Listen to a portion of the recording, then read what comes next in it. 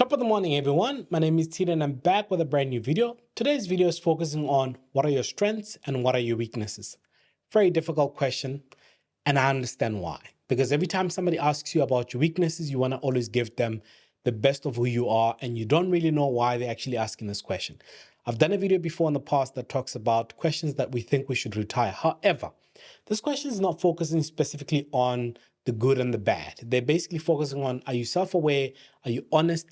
And have you learned from some of the mistakes that you think you might have made in the past? Always reflect on things that you've excelled at, things that you know you're very good at, and that you enjoy actually focusing on. So in this scenario, this is how we deal with this question. We're going to start with, what are your strengths? The key thing to actually answer in this question for the next section of this is focusing on making sure that, one, you don't give any generic answers. Now, the best way that you can actually make sure that you answer this without giving generic answers is focusing on a few elements. Number one is focus on the STAR way of answering questions. I've done another video that speaks about the STAR methodology of answering situational questions. STAR stands for situation, task, action, as well as the results. So what are your strengths? My biggest strength, to be honest, is actually problem solving. So, and I'll give you an example. So in my previous role, we had a supplier that couldn't meet our deadline.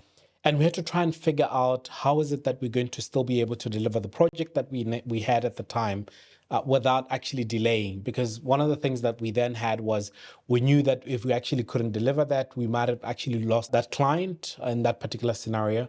And that was what we literally were faced with at that particular time. They couldn't meet our deadline. Now, as a key member of the project, there was also my responsibility to try and figure out, how do we deal with this without, one, obviously increasing the budget and making sure that we meet the target deadlines, and then secondly, we still get some of the refunds from our previous client, and thirdly, we're able to still make sure that we meet the deadlines within the allocated budget. So that's one of the things that we had to then focus on. So then what I then did was, I took the initiative to start searching for a new supplier, made sure that we found out that they actually can send us a few samples of what they're able to do. We quickly looked at them with the team, and once we were very happy with, the samples that the supplier was able to provide, we then went back to the supplier and to the project team to make sure that we present our findings based on the research that I put together. And once that research was completed, and once we were able to present to the whole team, everybody was happy. We went back to the supplier, and then we actually spoke to the supplier who was able to meet our deadline at the particular time. And the next thing was, we were able to also save about 15% our budget, because we were able to negotiate a favorable outcome for the company. And that for me is where I tend to shine a bit, because of the fact that in most cases, I know the scenario was, we had already paid a deposit to our previous supplier, and in most cases, we would have just waited for that supplier. But for me, it was like, listen, this is not really an option that we currently have. So we ran with it, and we're able to actually deliver the project on time. We began by giving you a setting. We gave you the setting of what the issue was. The issue was the fact that the supplier couldn't meet the deadline. That's the first problem. So that's the situation. So you're introducing the challenge in that particular scenario. The next thing that we then did was, we then outlined the task or the responsibility that we then had to perform. What was my responsibility in that particular scenario? And that's very important, that whenever you answer this question, you always identify what your responsibility was and why you felt that it was important for you to act the way that you acted. And then from there, we then had to go into the actions. What did you do? We did a bit of research.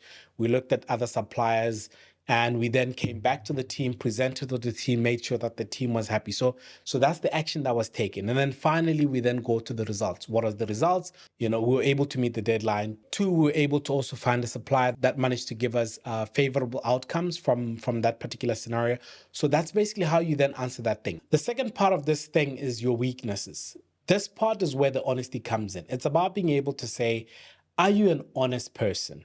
And I think a lot of people tend to forget that this question is asked with that in mind, to try and figure out if you're actually going to be honest about some of your biggest weaknesses. And it's about being able to choose a real weakness, so that you're not sounding as generic. Like I said in the previous one, is that make sure that you actually give a weakness and then follow up with how you actively are working on improving that particular weakness. What are your weaknesses?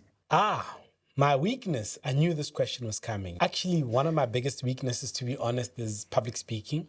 And I saw a video recently of Tshidi that was talking about public speaking for job interviews, and I watched some of the tips that he actually shared. But besides that, I was lucky enough that one of my managers in the past realized that that was one of my biggest weaknesses, because they felt that, I was very good at engaging with other people one-on-one. And he suggested that I actually join Toastmasters. And I've been a member of the Toastmaster for the last 2 years. And I think my confidence is at that level where I feel like I'm ready to be able to deal with just about anything. I might still be a bit nervous, as you know, because obviously I'm here for this opportunity and I'm looking forward to being able to, contribute to the company. But yeah, one of my biggest weaknesses is actually public speaking.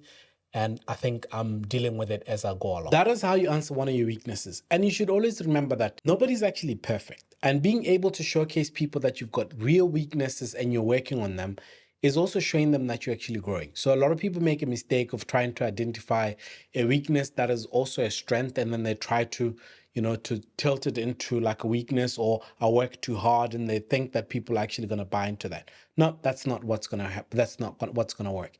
And as you've seen in this particular scenario, the candidate would have just spoken about how they're scared of public speaking. And what did they do? They took these steps and they were able to actually take it from there. Top of the morning, everyone. Thank you very much for actually watching this video till the end. Until we meet again in the next video. Peace.